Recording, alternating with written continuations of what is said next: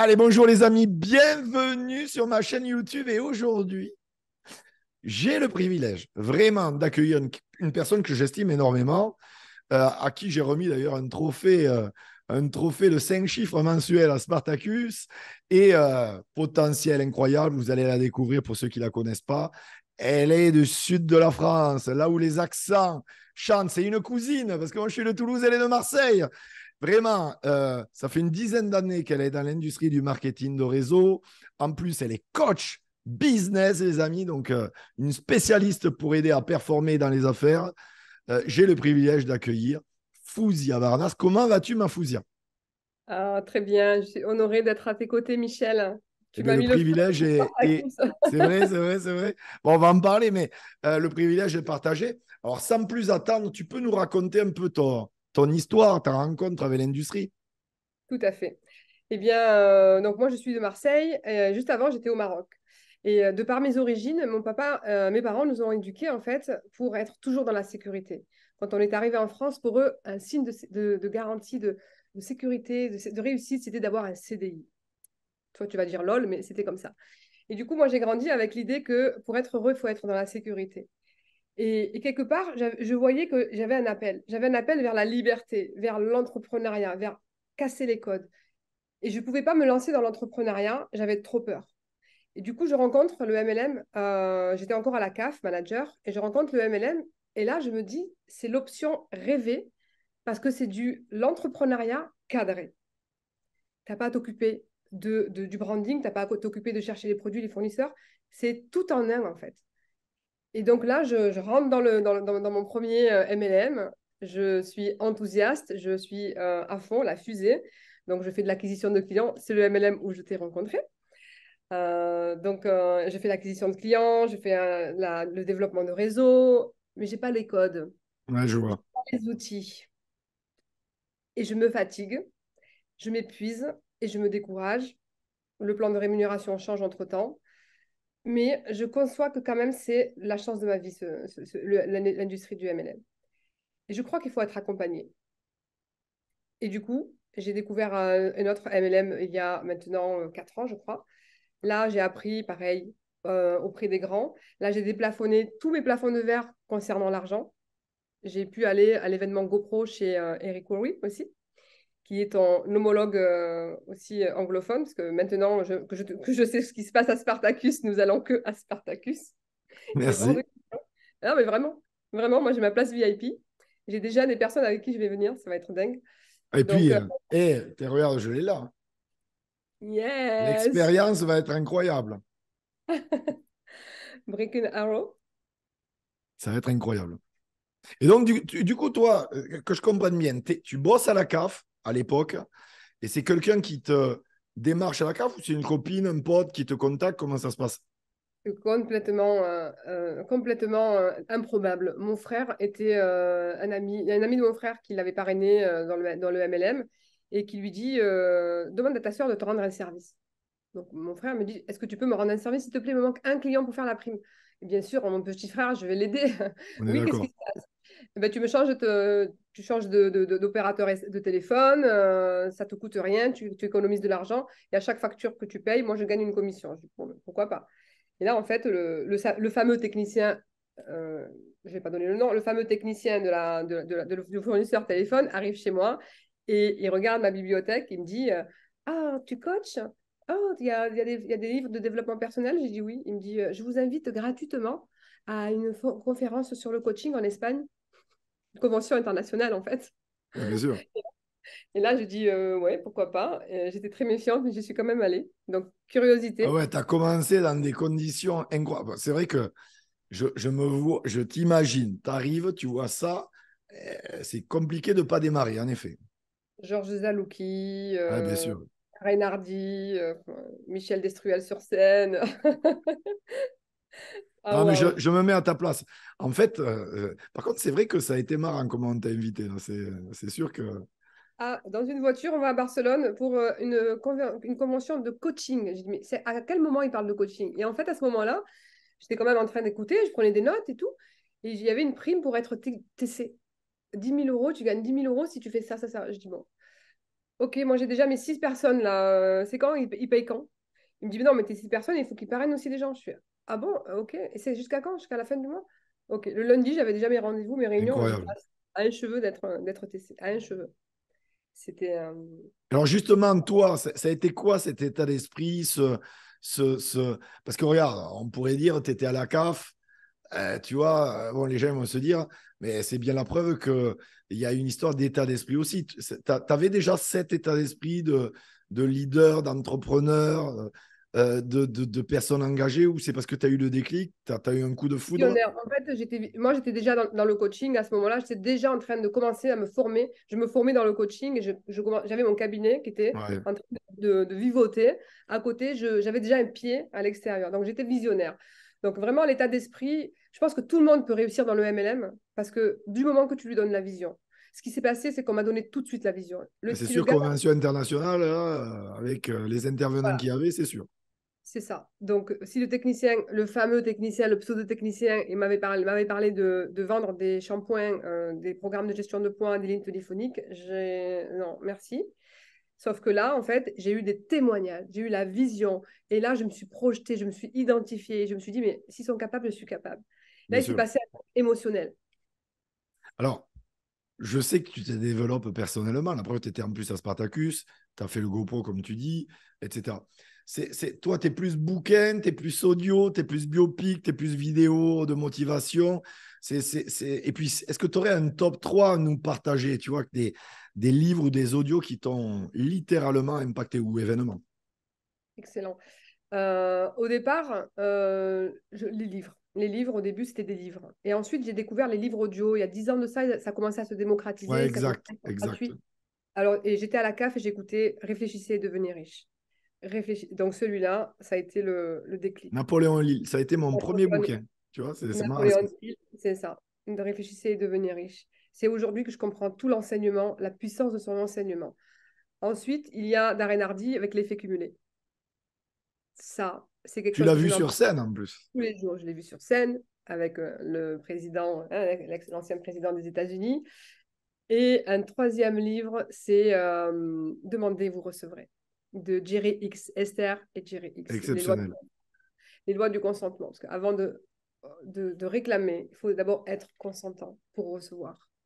Donc, Bien sûr. c'est Alors toi, j'aime. Alors, il y a une question que je voudrais te poser parce que ça fait un moment que tu es dans l'industrie et tu sais comment c'est. Les gens, tu sais comment c'est les champions du monde pour se trouver des excuses. Et quand ils voient quelqu'un qui a réussi comme toi, ils ont vite fait des raccourcis en disant elle a eu de la chance ou il a eu de la chance. Moi, je dis toujours la chance, elle se provoque. Et absolument, tu l'as provoqué. Donc, il n'y a, absolument. pas une histoire de chance, ou en tout cas, il n'y a pas une chance il y a pas une histoire de hasard. Pas du tout. Euh, euh, Tu peux nous partager, parce que je sais que ce n'est pas un tapis rouge qui t'a été déroulé devant toi. Tu as fait le job, tu as rencontré des difficultés, il y a eu des obstacles.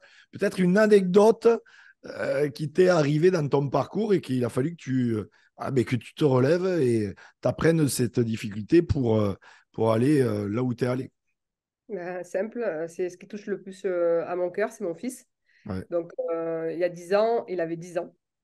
Et je découvre le MLM et je me suis dit ça. En fait, on venait de divorcer avec son papa et je me suis dit, il est hors de question que j'arrive pas à lui maintenir le même niveau de vie que quand j'étais en couple. Pour moi, c'était primordial que les activités, les vacances, je puisse continuer à subvenir à ses besoins extrascolaires, en fait. Et là, je faisais des réunions le soir, les présentations. J'allais à 2 présentations par semaine. Les week-ends, quand je ne l'avais pas, j'étais en présentation tout le temps office à la maison, en fait. C'était les BOM, ou je ne sais plus, les présentations publiques, les présentations privées. En fait, j'ai sacrifié mon fils.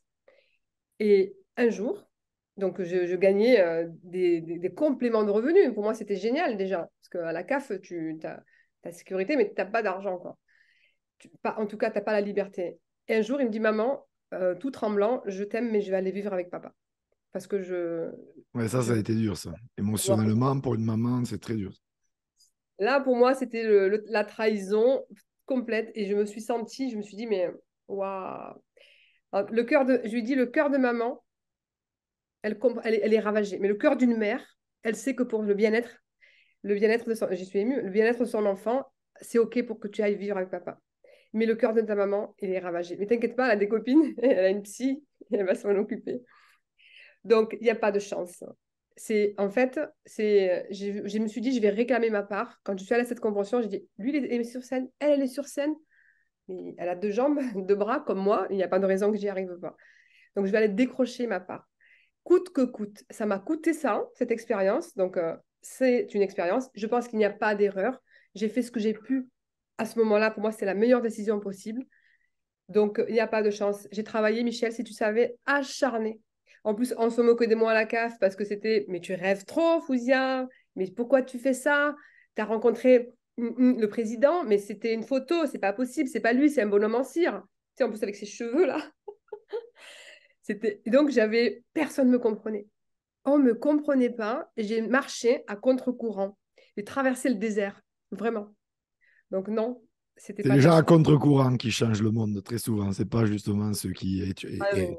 Et en effet, émotionnellement, ça a dû être une période très délicate et tu n'as rien lâché. Et ça fait plaisir d'entendre ça. Alors justement, toi qui, bon, ça fait une dizaine d'années maintenant, 10 ans, tu as vu t'as vu l'industrie évoluer et en plus, tu es une femme et tu remarqueras, enfin, tu as dû remarquer, il y a de plus en plus de femmes qui sont des top earners, qui gagnent beaucoup d'argent, etc., etc. Alors qu'il y a une dizaine d'années, on ne va pas se Girl mentir, power. exactement. Alors qu'il y a une dizaine d'années, on ne va pas se mentir, il y en avait qui gagnaient de l'argent, mais pas autant qu'aujourd'hui. Donc, il y a je veux dire, c'est une industrie qui est vraiment où les femmes ont leur place réellement. Il y en a de plus en plus.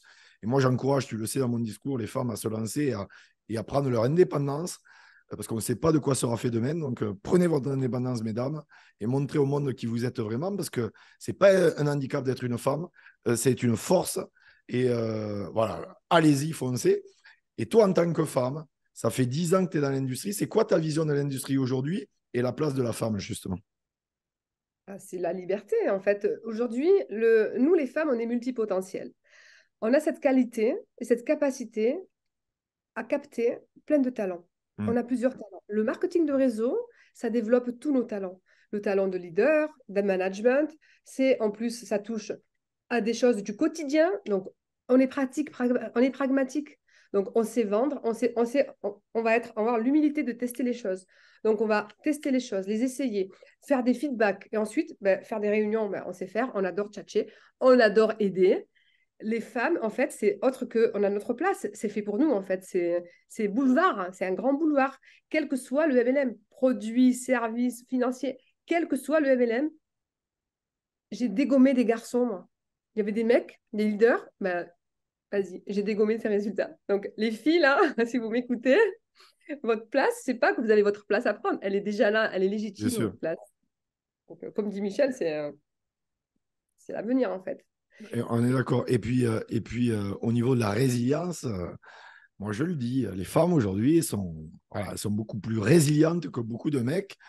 Et voilà, ben, tu as tout dit. Je veux dire, allez-y, mesdames, écoutez, prenez l'exemple de Fouzia, allez-y. Alors, Ah oui. euh, avant de terminer cette entrevue, je voudrais vraiment, c'est une question que je pose à chaque fois, mais qui à mes yeux est importante, parce que là, j'aimerais vraiment, et il y a la coach en business, il y a la femme leader, et je voudrais que tu nous partages 3 conseils, parce qu'il y en aurait des centaines de conseils forcément à donner, on pourrait y passer des semaines, mais 3 conseils que tu aurais aimé, toi, peut-être recevoir quand tu as démarré, ou peut-être 3 conseils qui te paraissent le plus pertinent aujourd'hui à partager à quelqu'un qui découvre l'industrie ou qui se lance dans le marketing de réseau ou qui est dans le marketing de réseau qui aimerait réussir. 3 conseils, les yeux dans les yeux, Fouzia, au milieu Alors, de personnes qui vont découvrir cette entrevue. le premier conseil, c'est de croire avant de voir. C'est de croire, croire, croire, croire avant de voir. Ce que tu as ressenti quand on t'a présenté l'opportunité, tu as ressenti quelque chose là, il y a un truc qui s'est éclairé, c'est moi, je peux le faire. De croire en toi, de croire en celui qui t'a parrainé. Si c'est celui qui t'a parrainé, tu sens qu'il n'est pas à la hauteur de ta vision, demande celui qui l'a parrainé. Il faut s'inspirer, en fait. Croire avant de voir. Donc, ça, croire avant de voir, c'est marcher, persévérer. Merci, persévérer et ne jamais rien lâcher. Jamais rien lâcher parce que ta part, elle est là. Elle est dans le champ quantique, elle est là, elle t'attend. Donc, il faut juste continuer. Si tu n'as pas réussi, c'est que tu n'as pas tout essayé pour y arriver encore. Donc, ça, un. En deux, c'est de prendre soin de son système nerveux. Donc, de se former, de se coacher, de faire de la méditation, de faire de la marche, de la bonne alimentation. Parce que le burn-out de l'entrepreneur, c'est quelque chose qui existe. On est fasciné, on est passionné, on est à fond, on va à fond les ballons. Oui, prendre soin du système nerveux. Donc, franchement, prenez soin de vous. Parce que l'argent, c'est génial. Et la santé, si on a l'argent et qu'on n'a pas la santé, on ne peut rien faire. On est d'accord. Le troisième conseil, c'est les événements. Moi, je suis née dans un événement. Je suis morte avant un événement et j'ai ressuscité à un événement, la Spartacus. Quand je suis venue à Spartacus, tu sais ce qui s'est passé pour moi dans cette autre compagnie où j'étais là. Je suis venue à Spartacus, j'ai appelé ça le dépouillement complet. Je suis venue en miettes. Je sautais. La première chanson, c'était euh, Everything Gonna Be Alright. Je l'ai encore à la cérémonie d'ouverture cette année. Frisson, tu nous faisais sauter. Je sautais en larmes. Heureusement que j'ai évacué toutes ces émotions. Les événements, ça va vous faire renaître. Si vous êtes en bad, ça va vous faire ressusciter.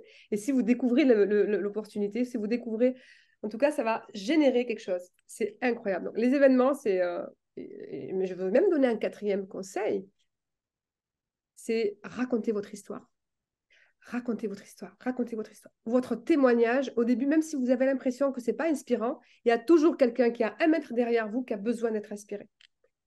Racontez votre histoire, ça va vous apprendre du coup, à closer et ça va vous apprendre à vous aimer et permettre aux gens, en fait, d'aimer votre opportunité parce que les gens, ils viendront pour vous, en fait. Voilà, j'aurais encore plein de choses à dire, mais... Les amis, c'était Fouzia Barnas. Vraiment, je vous demanderai de regarder de nouveau cette entrevue parce qu'elle vous a apporté beaucoup de valeur ajoutée. Et ça, croyez-moi, ça n'a pas de prix. Vous allez gagner un temps fou. Partagez cette vidéo, tous les gens de vos équipes. Vraiment, n'hésitez pas à mettre bien sûr des commentaires. On y répondra avec grand plaisir dedans. Et puis, likez. euh, Abonnez-vous à ma chaîne. Vous serez bénis sur, allez, 10 générations, les amis. Fouzia. Merci beaucoup. Vraiment, hâte de te revoir à Spartacus en 2024. Ça a été un plaisir pour moi, vraiment, de te recevoir et merci pour tout ce que tu as partagé aujourd'hui. Les amis, à très bientôt. Bye bye. À bientôt.